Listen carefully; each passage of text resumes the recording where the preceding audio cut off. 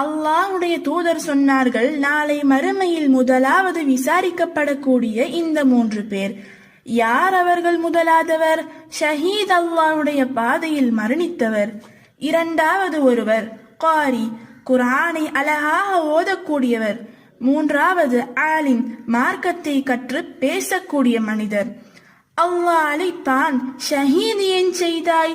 அவர் சொல்லுவார், யா அல்லாஹ், உன்னுடைய பாதையில் இரக்கம் வேண்டும் என்பதற்காக செய்தேன்.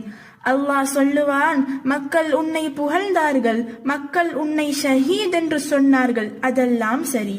நீ செய்தது அதற்காகவா? உன் உள்ளத்தை அறிந்தவன் நான். நீ பொய் சொல்லுகிறாய். உன்னை மக்கள் ஷஹீத் என்று போற்ற வேண்டும் என்பதற்காகத்தான் செய்து, யாரிடத்தில் யாருக்காக செய்தாயோ அவர்களிடத்தில் சென்று போய் வாங்கிக்கொள்.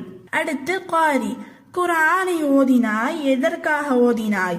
அவர் சொல்லுவார், யா அல்லாஹ், உனக்காகத்தான். பொய் சொல்லுகிறாய் அடியானே, மக்கள் உன்னை குர்ஆனை அழகாக ஓதக்கூடியவர் என்பதற்காகத்தானே குர்ஆனை நீ அழகாக ஓதினாய். போய் பெற்றுக்கொள் நன்மையை அவர்களிடத்தில். அடுத்து ஆலிம், மார்க்கத்தை கற்று பேசக்கூடியவர். அல்லாஹ் அழைப்பான், எதற்காக செய்தாய்?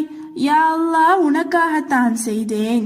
அல்லாஹ் சொல்லுவான், இல்லை அடியானே, பொய் சொல்லுகிறாய். அல்லாஹ் பாதுகாப்பானாக. நீ எதற்காக செய்தாய்? மக்கள் உன்னை அறிந்திருக்க கூற்றும் என்பதற்காகத்தானே செய்தாய். போய் பெற்றுக்கொள்